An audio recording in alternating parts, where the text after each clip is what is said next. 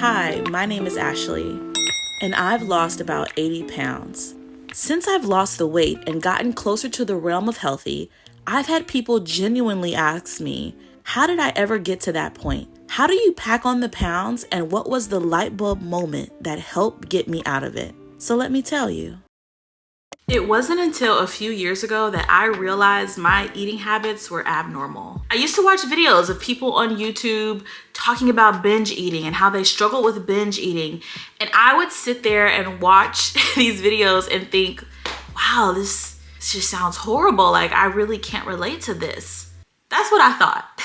Like, their stories just seem so sad and so dramatic that it had me picturing binge eating being this moment of uncontrollable hunger where you're rampaging through your house, stuffing your face while tears are streaming down. And that's what I thought of as binge eating. If you've seen, what is that movie? The Whale with Brendan Fraser, that scene where he actually is binging. He's like intentionally trying to kill himself. That's how I thought of binge eating. By the way, that movie is absolutely phenomenal. I bawled my eyes out watching it. You need to check it out. But this is what I thought binge eating was, and it's why I never related to it and why I never thought that I dealt with binge eating. But I'm here to tell you that I definitely have, and sometimes I still do. I'm gonna read this off the website. Binge eating disorder involves regularly eating a lot of food over a short period of time until you're uncomfortably full. It's a serious mental health condition where people eat without feeling like they're in control of what they're doing. So even reading this definition, there's things I relate to, and then there's other little tricky buzzwords that make me feel like, no, that's not me, right? Saying it's a mental health condition makes me feel like this isn't me. Or saying that people who binge feel like they're not in control, that automatically makes you feel like, no, I'm always in control, right? I must not be binge eating. But I was wrong, and I was lying to myself. And let's get into why. So my eating felt calculated. I always felt in control of what I'd eat. Yes, I might be eating a lot, but I would consciously make the decision to sit down and eat food. And I'd only eat more because it tasted good. I was telling myself, this tastes good, therefore I'm getting a second plate. This feels good, so I'm going to keep eating. Yes, I'm feeling uncomfortable, but you know what? The taste is worth it. And this is how I would talk to myself and negotiate and convince myself to keep eating. Because I had this consciousness and I was aware and I knew I was making a choice, this is what made me feel like I was in control. It made me feel like I'm not out of control. I'm deciding to eat because I want to eat. Yes, I'm uncomfortable. Yes, my pants are a little tight. Yes, I'm feeling a little sick.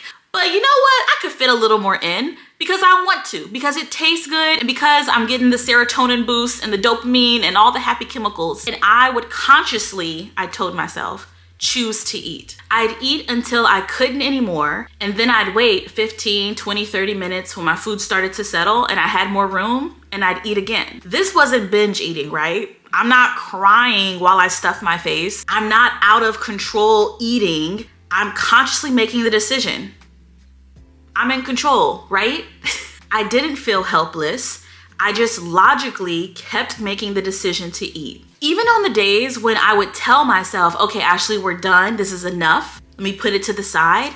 I would still find a reason to go back and get more. I was still in control because I just changed my mind, right? Like, I'm deciding to get this second plate. I know 10 minutes ago I said I was done, but I can change my mind.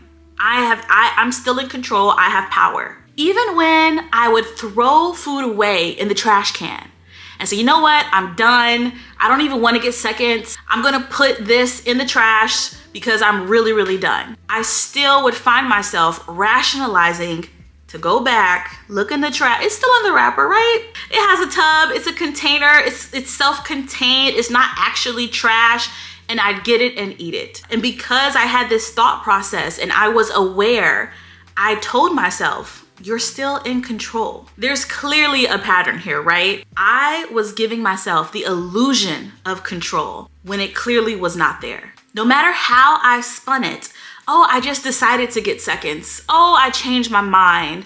oh, you know what, it's in the trash, but it's still in its own wrapper, it's okay. No matter what I told myself, no matter how logical I was being, the proof is in the pudding. I was out of control, and I allowed my cravings, my desires, those impulses to have control. My lack of control became more apparent every time I tried to take my weight loss seriously. I set a goal, I set a plan, but I find myself doing the negotiating. I find myself convincing myself to take a second bite, to take a second plate, even though a day before, that morning, or even an hour ago, I told myself I was going to eat this one thing. But I always found myself rationalizing, negotiating with myself, and battling with myself, and always caving in. How did I so desperately want to lose weight, but find myself stuffing my face with food over and over again? Why did I keep convincing myself to eat that second plate,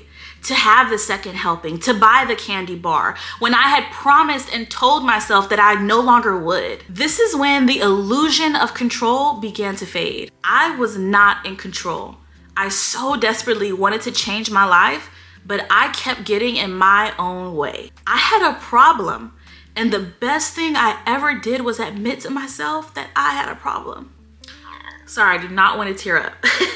But I had envisioned binge eating as being this dramatic moment of food consumption, because I thought how I ate was normal. I thought my portion sizes were normal. I thought the negotiating was normal. I thought it was normal to eat until I felt like I was going to burst, only to wait for 30 minutes for it to settle and then grab a second plate. I thought this was normal. So when other people spoke and talked about binge eating, I thought it looked different and had to be way more dramatic and much more food than what I was doing, since everything I was doing was normal. Realizing that what other people called binge eating was a standard Friday night for me was a mind-blowing moment. And ever since that moment, I've been trying to relearn what healthy eating is. I've been trying to relearn what a normal portion size is. I try to reteach my body how to consume less and retrain my brain, my habits, and my entire relationship around food.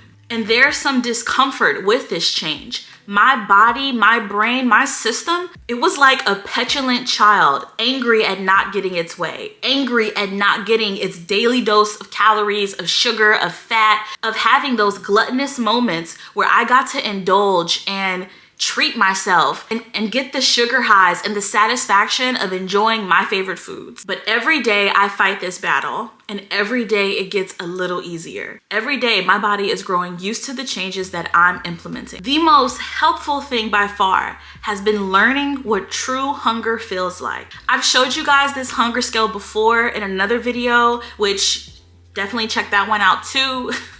But we're gonna talk about it here because I found it so helpful and life-changing to change my idea of normal. My eating habits, my portion sizes, the types of foods I eat, and even my idea of what hunger feels like. So many people say you shouldn't feel hungry while on a weight loss journey.